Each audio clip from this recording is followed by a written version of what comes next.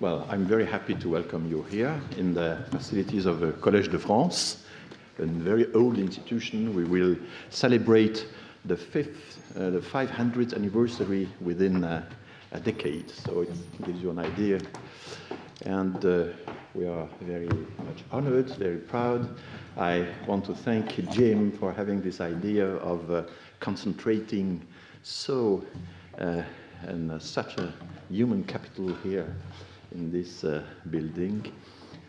Jim will introduce the debate, and especially from the point of view of the conceptual framework, let's say, and then I'll make a presentation which will be much more data-based, I would say. It will illustrate and to some extent confirm the intuitions of Jim's intuitions and Jim's theories.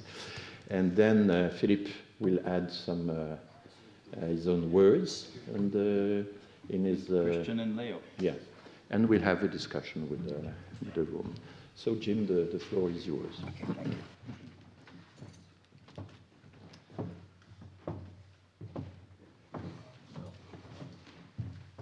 Again, let me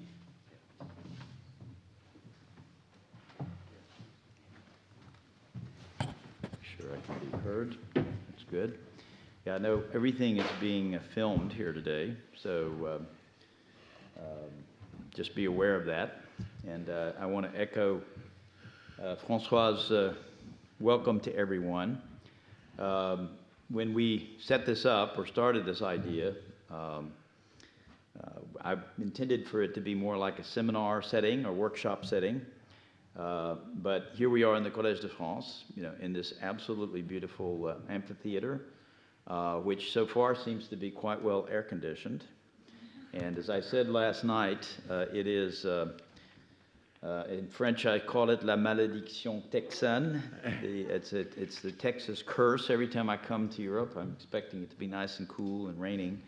And here we have Texas-like weather, hot, very hot. So, but we are, I think most of you in this room have participated in one or more editions of this book. There are a few exceptions. I see someone out there shaking their head. But for those of you who are joining us for the first time, sit back, listen, and sharpen your intellectual tools here to help us work on the 4th edition of this book. So, and I'm not going to give you a full history of the project, but it started with a National Science Foundation grant in the beginning of the 1990s. My old friend and colleague Wayne Cornelius was running a graduate seminar at the University of California, San Diego. They were reading an article that I had written in 1986 in the Annals, and they liked the idea in the article, and he said, let's have a project, a big project to compare immigration policies. Well, 3 editions later, this will be the 4th edition of the book. This book has been used widely around the world as a textbook, a reader on comparative immigration policy. So for all of you in the room, I just want to remind you, and Phil probably will reinforce this point, that we're writing this book for students and scholars, and we need to be aware of that so that we make sure that what we write is clear, and just think about how you would teach these different country cases to your own students. So to go to the project itself, here's just an outline of what I thought I would go over quickly today, and I'm not going to spend much time on this, but I think we do need to reflect just a little bit on the trends in international migration, and the question that is behind this project is, why do states have difficulty controlling immigration and integrating immigrants? I have an argument which has been around since the late 80s, early 90s about what I call the liberal paradox. I want to talk to you a little bit about that. I want to come back and see if I can get us to reflect on national models and traditions of immigration. And there is, if you know the book, we divided countries into different categories: nations of immigrants, countries of immigration, latecomers to immigration. I think François is going to empirically try to demonstrate, why that is a good typology.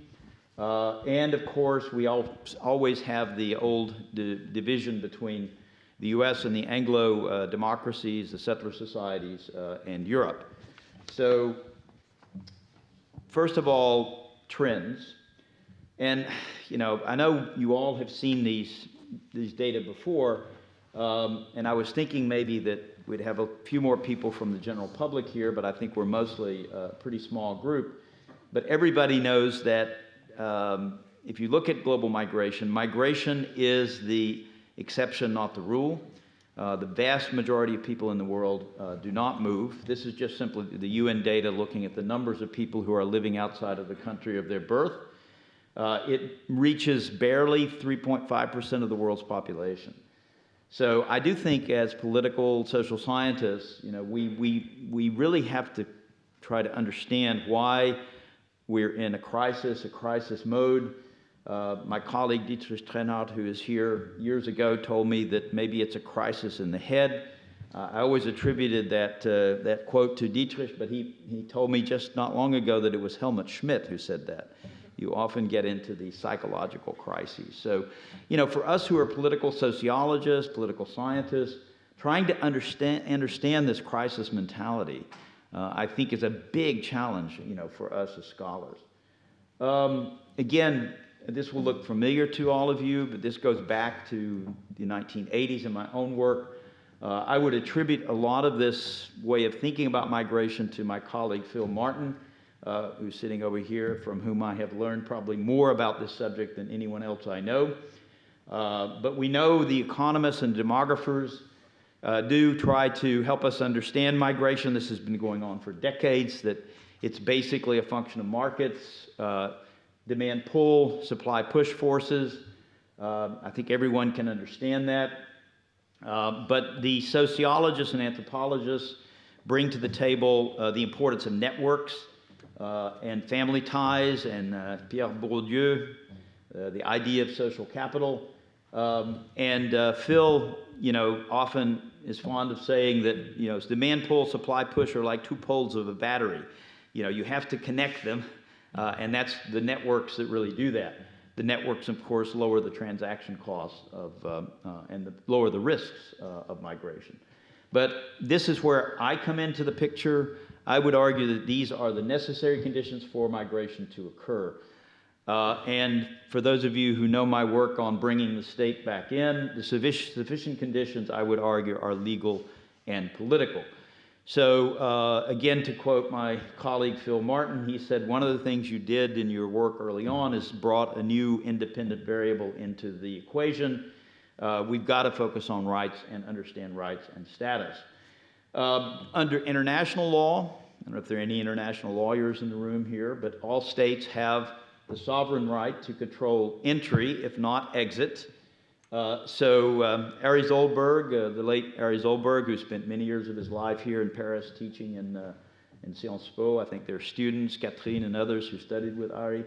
But he always pointed out, you have a right to exit under the Universal Declaration of Human Rights, but having a right to leave your country is a pretty meaningless right if you don't have a right to enter another country. So, and the late Myron Weiner, wrote a lot about the rules of entry and exit. Finally, of course, we have to remind ourselves that not all migration is voluntary. There is a lot of forced migration in the world, and that is covered under both the 1951 Convention and the 1967 Protocol. Everyone knows the principles of the Convention, and we're up to close to 70 million people now, I think, of concern to the UNHCR. So a fair number of those 250 million people who live outside of their country, they have had to move, not by choice, but because they were forced to move. I actually put this together specifically for this group, because this little picture here, which for those of you who study political science, I'm sure you remember the great David Easton, the sort of Estonian model of policy making. That goes back to the 60s and 70s. But when you think about policy you have to think of it as taking place in 3 different phases in terms of the social inputs that come to making policy in a liberal democracy, the outputs of those policies, which in terms of immigration policy, they're either going to be more liberal, more open, or more restrictive, more closed, and finally, the outcomes of those policies. And, Christian Jopke wrote a great commentary for this introduction. He will talk a little bit about this, but I talk about institutional linkages, the things that translate the inputs into outputs, and then, of course, the behavioral linkages. So if we're talking about a gap, you're looking at various kinds of gaps here. And Christian made the obvious point, others have made it, that is immigration policy, is it really different from other policy areas? Every policy has unintended consequences, and there are lots of gaps. So I'm sure we'll be discussing this. But for those of you who are not in the book, the original editions of the book, this is this basic Estonian model, which I put in an article in 1986, which was really the basis for a lot of this discussion. This is simply a picture. We went back and forth with Stanford about the cover of the last edition. Pia's in here somewhere, and finally we came up with a cover that really does reflect, I think, what we're talking about, the human dimension of this, with these kids with their hands through the barriers in San Diego and Tijuana. I'm not going to spend much time on this, but again, in deference to Christian, who probably will talk a little bit more about it, if we're going to hypothesize about the gap itself is not a hypothesis, it's simply an observation, then we have to start thinking about how we theorize the gap, and how much progress have we made conceptually. This is just a rough sketch of 4 different ways of thinking about the gap. You could just argue that it's really a function of markets, that we don't need to look much beyond markets to understand what's going on in immigration. If you can construct a good model of this, as the Roy model, Todaro, Barry Chiswick, and others, and including Phil Martin, there's a basic economic and demographic dynamic that drives migration. That would be one argument. And markets, as we know, it's very difficult for states to completely control or master markets. Markets have a life of their own. Then, of course, you have the sociological argument. I know sociologists have really sometimes torn themselves apart over this. Are we moving into a sort of a transnational world, a post-national world, where everything is driven by kinship networks and social capital? Alejandro Portes, who was one of my teachers, basically, was one of the first to put this forward. Everyone in this room knows Saskia Sassen, who also pushed very hard. She wrote a little provocative book called Losing Control, that states have simply, they're pretty helpless, in the face of these market pressures. So are we, look at Yasmin Soysal, are we moving into a world of universal personhood, as Yasmin put it? The third argument takes us back to economics and political science. This was our great colleague at the University of Texas, Gary Freeman, who came up with a basic political economy or factor cost logic, that we have to explain this policy the same way we would explain any policy. It's a function of the play of interests in society. If you know the trade models for trade theory, and some economists in the room, can you simply take those trade models and apply them to the migration field and use this factor cost logic as a way of explaining why states are open or closed to migration? That would be one argument. It's a powerful argument. But when you boil this down, it's really a capture argument, that states are essentially captured by powerful business interests. That is why they remain open to migration, even though the public opinion surveys would say that people want migration controlled, they want it stopped, they want it restricted, but it's powerful business interests that keep migration going. Finally, my own argument, which I would say is much more historical and institutional, which is all of these other things are important, but we have to we have to focus on this in terms of what I call a rights and markets dynamic. And this is a dynamic that has become much more powerful after the Second World War. François, we were in his office yesterday, and we were looking at some graphs, showing how human rights, kicked in and became such an important part of the story following the Second World War. So, we can elaborate this model and talk about it as we go through the various country cases. But those are just four ideas, four hypotheses. To move a little more quickly here, if you look at the liberal paradox, again, this is an idea I put forward in the late 80s, early 90s, which is that if you look at the liberal state, the economic logic of any liberal society or liberal state or liberal economy is one of openness. That's true of trade, it's true for investment.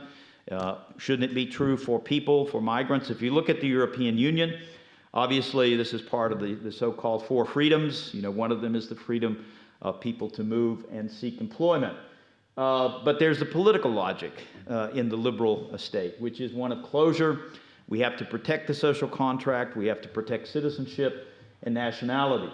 And I would go to the work of Michael Walzer, in Spheres of Justice, I believe, where he talks about how critical it is to maintain a sense of civic belonging and support the civil society.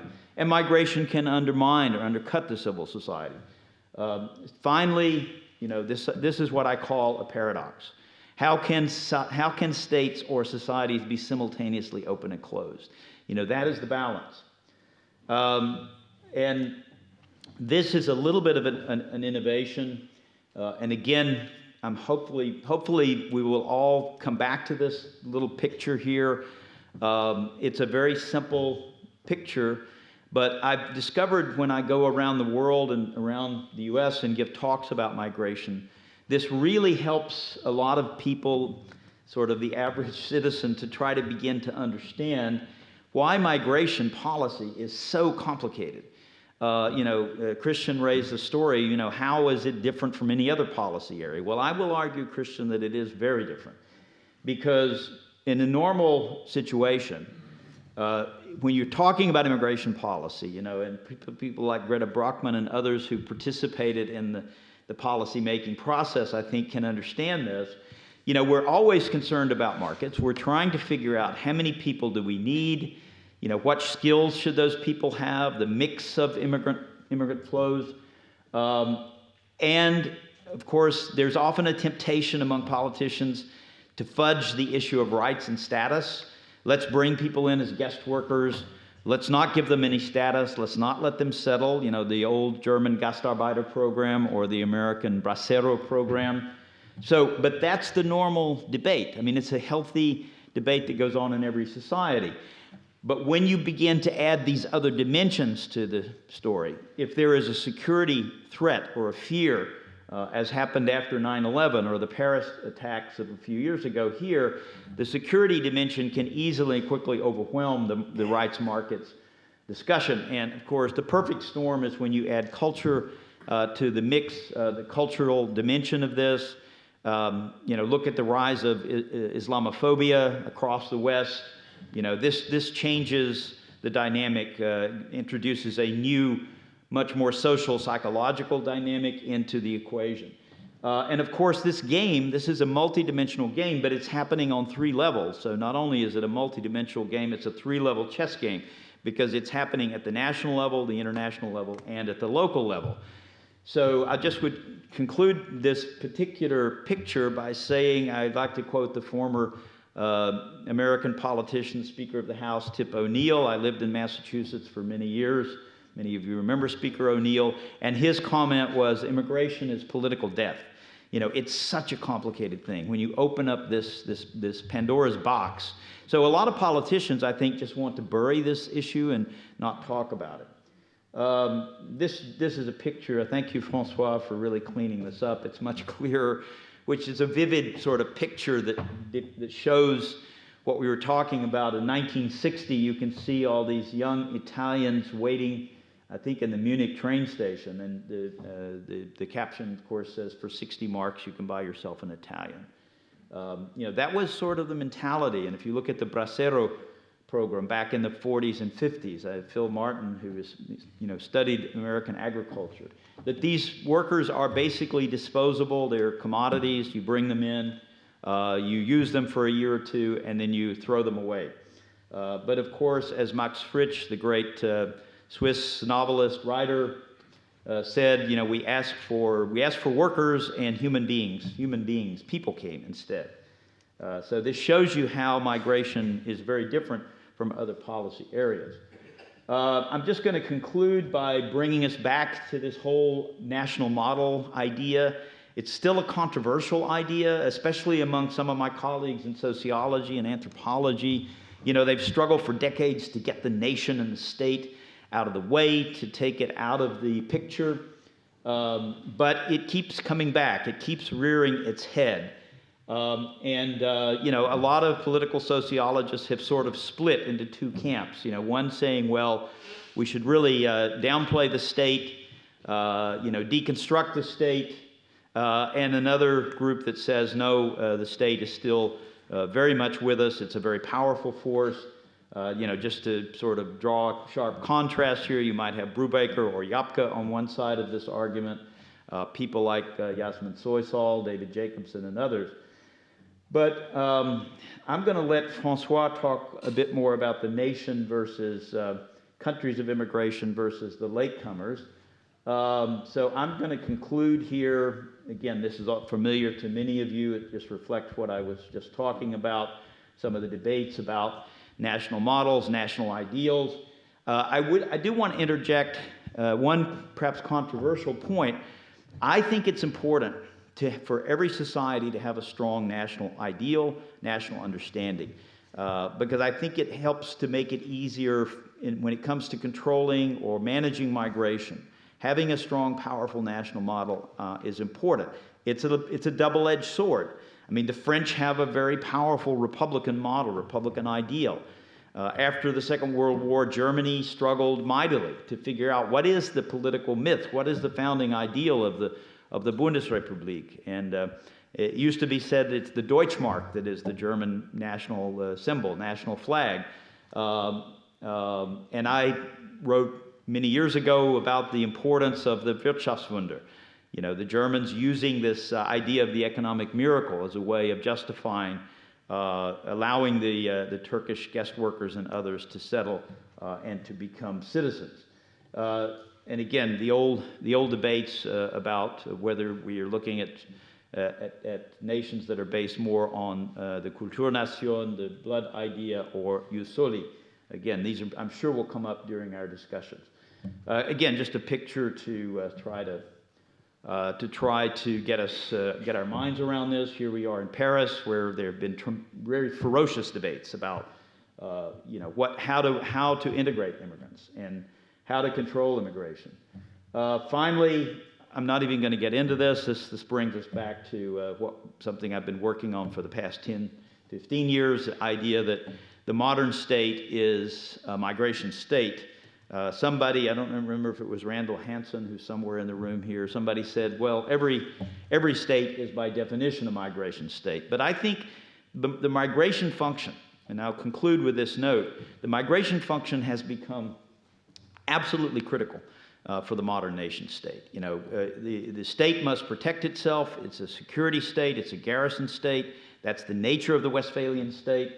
It takes on a more liberal dimension in the 18th and the 19th century following the American and the French Revolution. The state gets a bigger role in the economy, what Richard Rosecrans called the trading state. What I want us to do is think about the migration state. And this is simply a question about how states manage or control immigration for strategic purposes, for strategic gains. That migration has become very much a key element of the grand strategy of states. And states that fail in this function, they're at risk of becoming failing states. So migration is far more important, I think, today than it has been. Historically, the state is much, much more involved in this.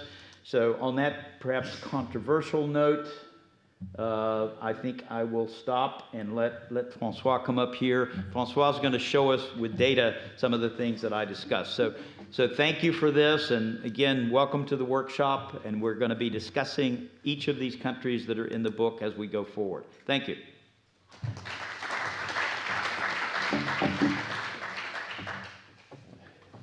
I'm just recalling here our program and the way we have divided, we have classified the different countries according to the plan that had been adopted in the previous editions. Mm-hmm. And so nations of immigrants, countries of immigration, and latecomers. It's interesting to confront this classification with other that exist. For example, it's but an example, the OECD has recently, in his publication on the integration indicators, used a classification. Well, the idea is that in order to understand how integration works, you need absolutely to have an idea of the context, of the historical context, and the kind of the relationship to migration, which can differ greatly from one country to another. So for the first type of country are settlement countries, and you can observe that the United States are no longer in this category. The US are in the long-standing destinations, and here OECD has made the difference between those who receive highly educated immigrants and are lower educated migrants. And you can see that US, UK, Switzerland, Luxembourg are in the first category, and Germany, Austria, the Netherlands, Belgium, France in the second one. And then the destination with significant recent and humanitarian migration. Well, essentially Scandinavia, according to this classification. And then new destinations with many labor immigrants, and according to the skill level, Southern Europe is concerned, or the islands, island Malta, Iceland. Then emerging destination with small immigrant population, Turkey, Japan, and Korea are classified into this category.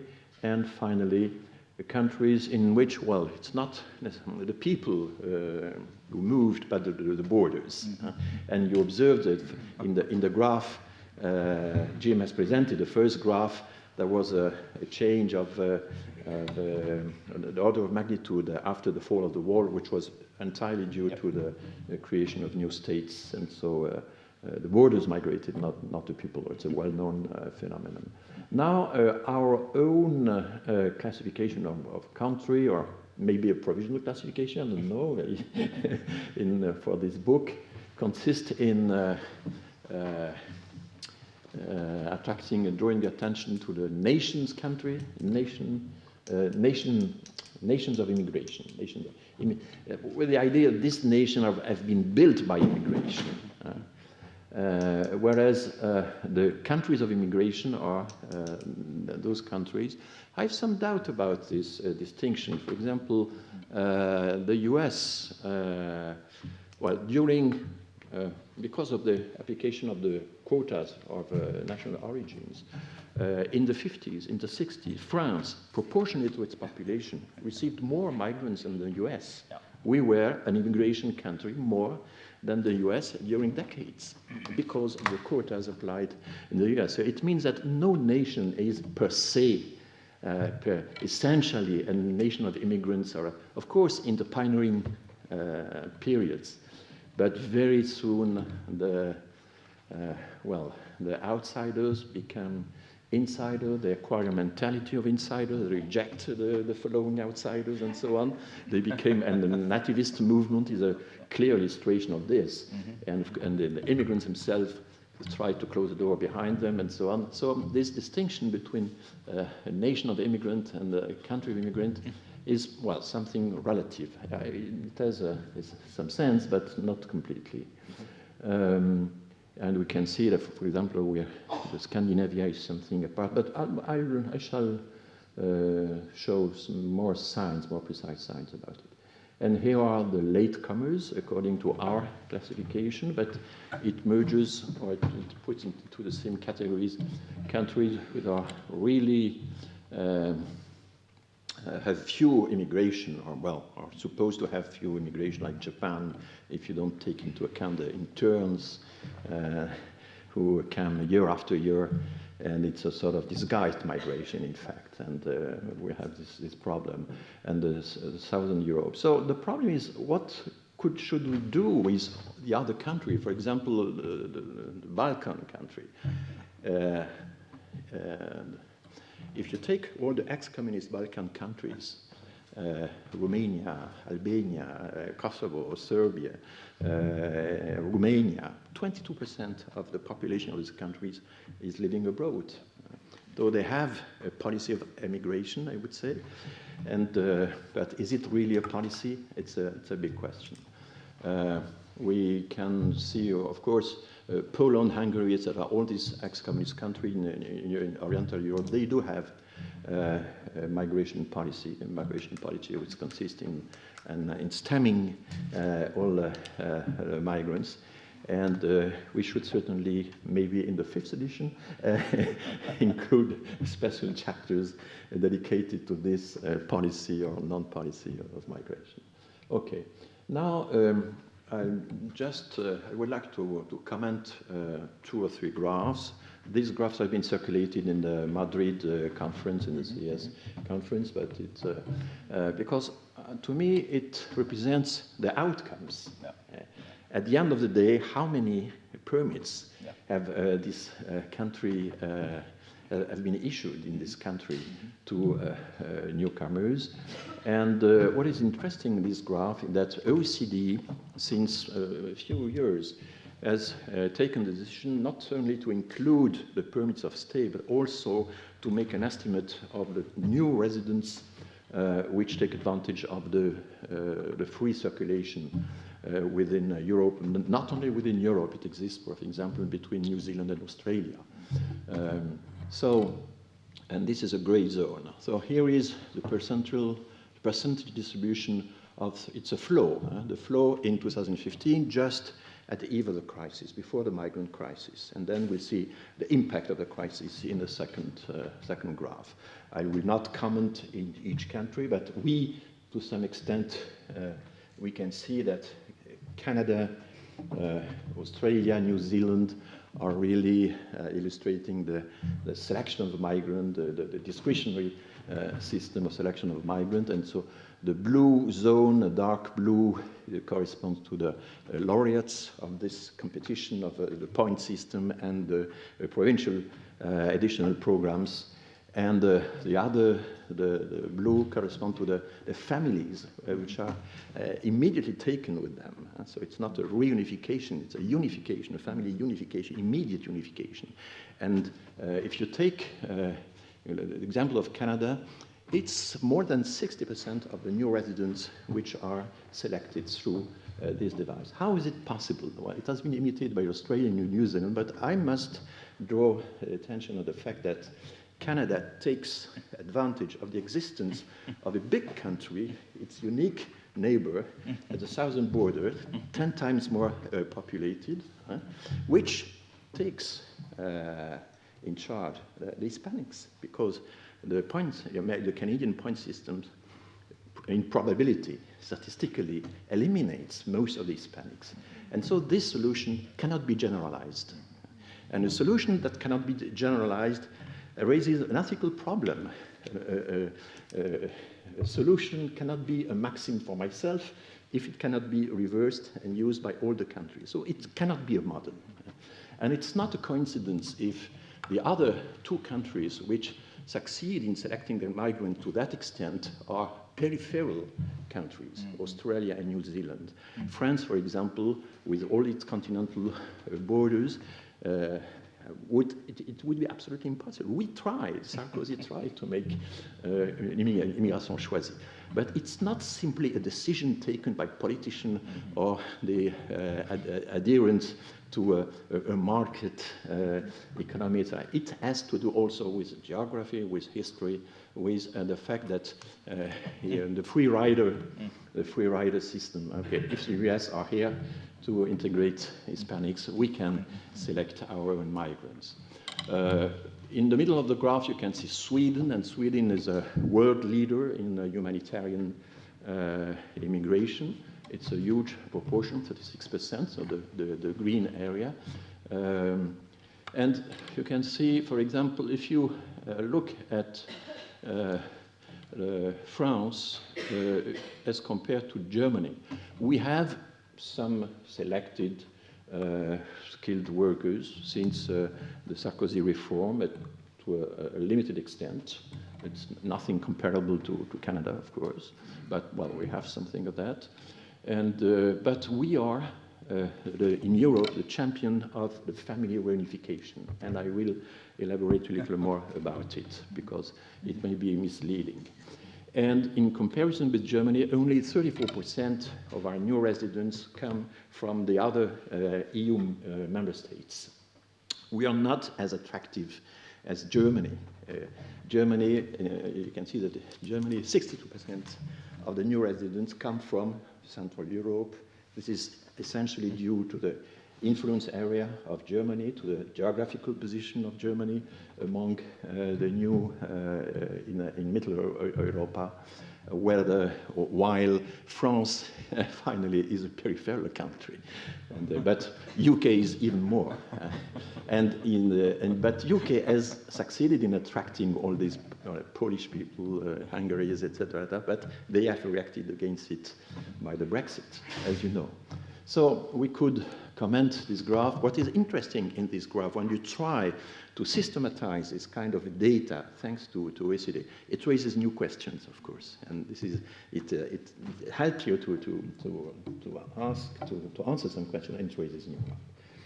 Now let's see what happens in 2016, 1 year later, at the bulk of the crisis, of the migrant crisis, and you can see that. Well, things have changed, but in order to see it better, I suggest to give to each stripe a thickness which is proportional to the number of migrants. Mm-hmm. And so the surfaces are significant in this new, and it gives you an idea of the not only the proportion in the horizontal axis, but also an idea of the volumes that are dealt with. You can, and these are 1,000. For example, 680 means that in 1 year, everywhere in the world, 80,000 people were granted a title, a permit of stay for family reasons in the United States. It's a huge number. France, a little more than 100, more than Germany, much more than UK, only 30,000. And this is big questions because the rights, the corner of the rights or the axis of the rights, how can we explain that countries so close, neighboring countries, submitted in principle to the same international conventions, are using the family reunification principle in such a different way? This is really an enigma, and we have to solve it. And now let's look at the difference between 2015 and 2016. You can see, of course, that Germany has considerably augmented its receiving capacity for asylum seekers. It's very impressive, but not giving up the attraction power for the other EU members. In the United States, the number of importance of family reunification is a little bigger, but the reception of asylum seekers is not really, has not changed. It's quasi the same figure. And of course, the Netherlands, for example, as Netherlands are in the lower part of the has augmented, has increased in a considerable way the number of the reception of asylum seekers. And France is more or less the same. We have not been affected as a whole by the migrant crisis, very few. And this is in total contrast with all the public debate about the submersion, about the way we could be overwhelmed by migrants and so on. This is a very, well, so let's have a look. Let's take stock. Let's try to take stock of the way we've dealt. We have treated the asylum requests in these last years. If I take 2016, which is the center of the crisis, here are the absolute numbers, and you can see that Germany is so at the head of it, and I could not put it into the graph without cutting the bar.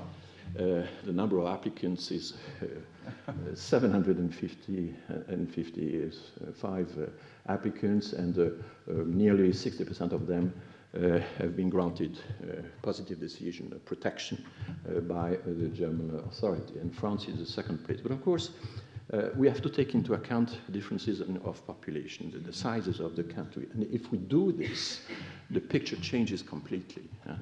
And here is, well, there is a first control, the control by per million population, per capita statistics.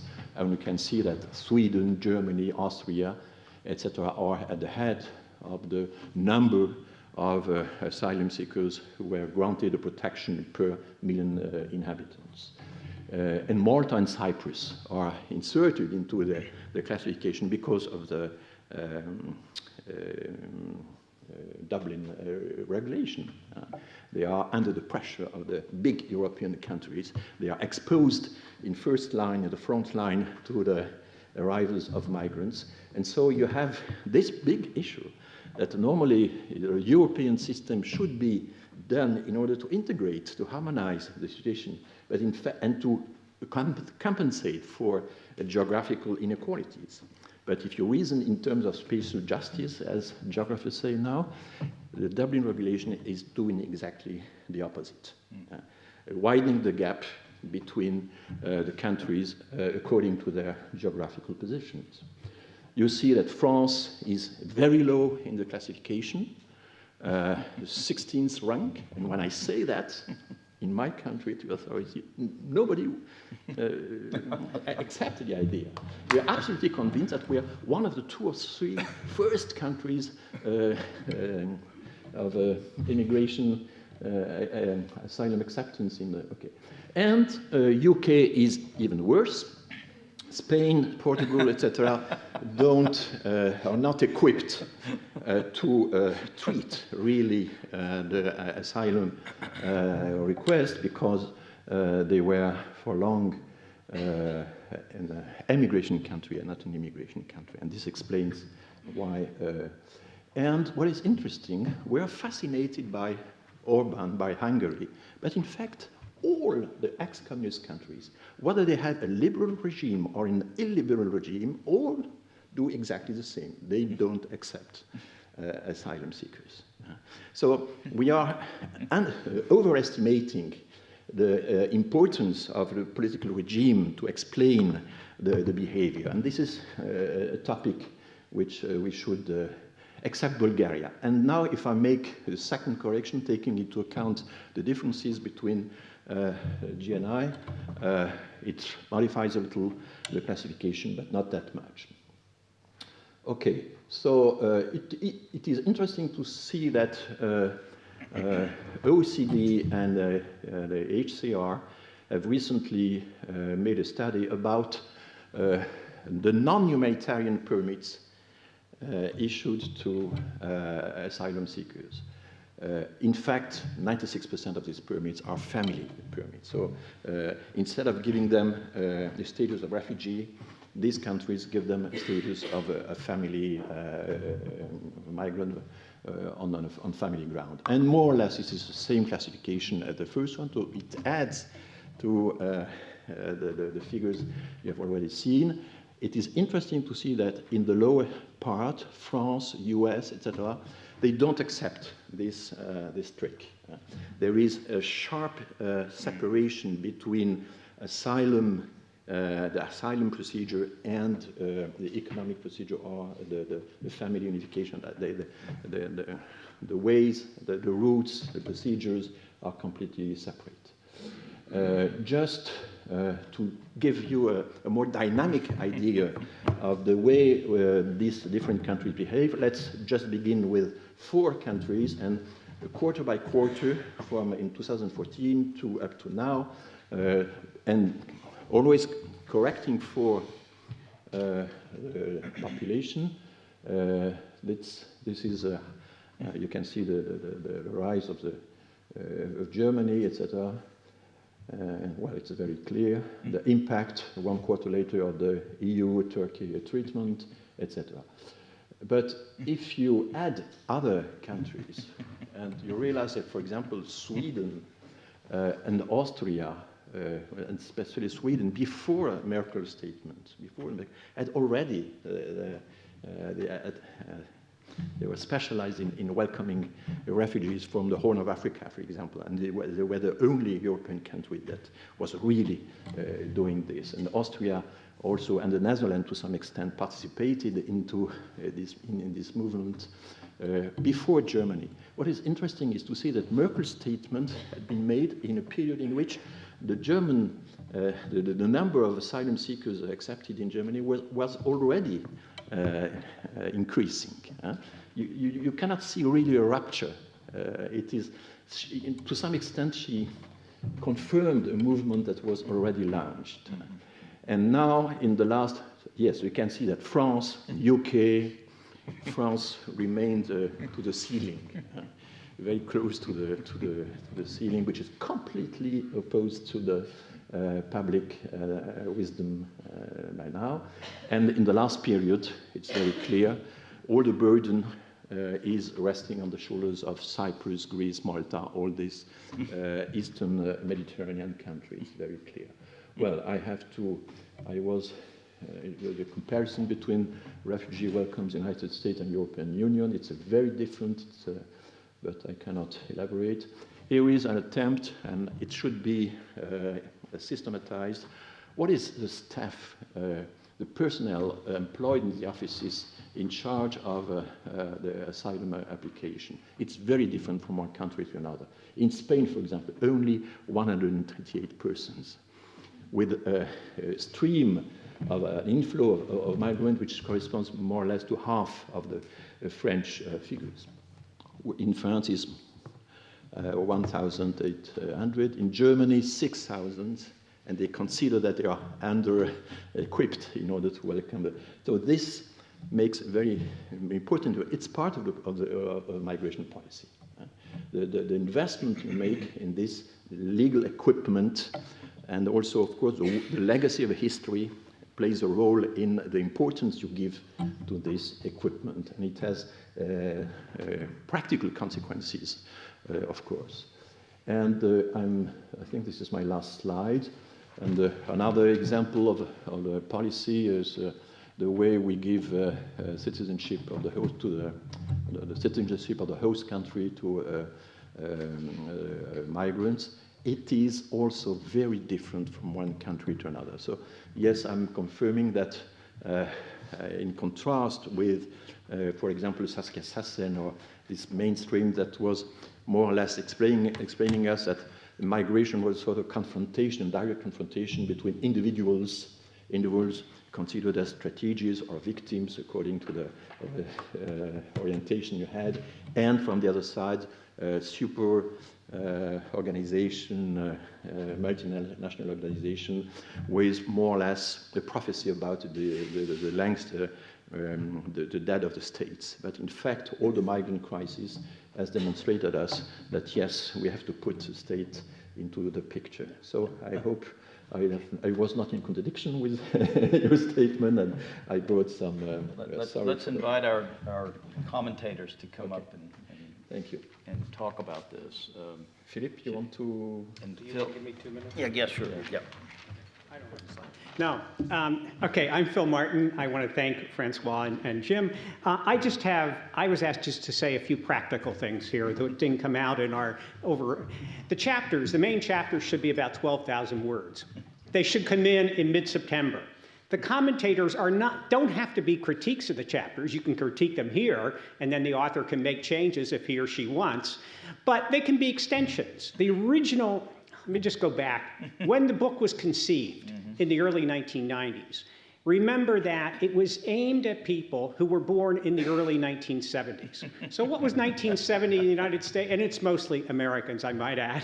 But what happened in 1970? 5% of the people in the United States were born abroad, right? The low point of everything. In the 1970s, we were marked by some oil price hikes in the economy, stagflation, women going outside the house to work for wages, some presidencies that first were Mr. Carter, and we had Nixon, we had the fight of the Vietnam. So in the early 1990s, when this book was originally conceived, the issue really was that we had passed immigration reform in the United States that failed in terms of stopping illegal migration. And 1989, we usually blame the Germans for Prop 187 because the Berlin Wall fell. And it's hard to remember now, but California had its worst recession in 50 years. I was serving on a federal commission at the time, going around with politicians a week a month holding hearings. And one of the things I learned is, I mean, politicians are not necessarily, some of them are pretty clever. And one guy, his way of looking at the relative economic attractiveness of various parts of the United States was to ask, what would it cost to rent a U-Haul? A U-Haul is a truck you drive yourself to move. What would it cost to rent a U-Haul to go between one city and another city? And to show you how much California was dependent on the defense industry, which crashed in the early 90s because there was no longer a threat from communism. In order to move from Los Angeles to Dallas, it cost you $1,000 for a truck. To move from Dallas to Los Angeles cost you $100. That is, the trucks were all leaving California and moving to Dallas. And so what was the big immigration issue? We had thought we stopped the illegal immigration. We hadn't. People came. We're coming at a time of the worst recession in 50 years. So the purpose then, as it were, of the book was to look at people born in 1970, going to college in the early 1990s, trying to understand how a nation of immigrants was blaming illegal migration, we used to say in California, for 10% of the state's budget. And passing then, 60-40, passing a proposition that said, unauthorized children should not be allowed to go to public schools. Now, granted, it wasn't implemented and stuff, but the context was different. Now we come today. Now we're talking about people born in the year 2000. Okay, the year 2000, the US was at its apogee. I mean, it was before the dot-com crash. Everything is different. But what are the kids that are going to be reading these chapters thinking about? It's an era of terrorism. We fear terrorism. It's the rise of China. We're no longer number one, and China's eventually going to take over. It's the rise of asylum seekers. Sure, we all want global talent, but it's the rise of people who are moving from one country to another, coming in different channels, and having a huge rights versus other things debate. So, I guess what I would urge you to think about is, it's great to write for your colleagues, but what we're really trying to do in this is help people in their early 20s who are thinking through these things, give them some analytic tools. And so while I'm sure we're going to have a very interesting debate here over the next several days, I guess I would like to urge everyone to sort of keep in mind who the typical readers really are and how we help them think about the issues that they will then, in their 20 or 30 or 40 years down the road, be grappling with, and what kind of a framework we can give them to help think through these difficult questions. Let me stop there, and I look forward to interacting with many of you the next couple of days. Well, that's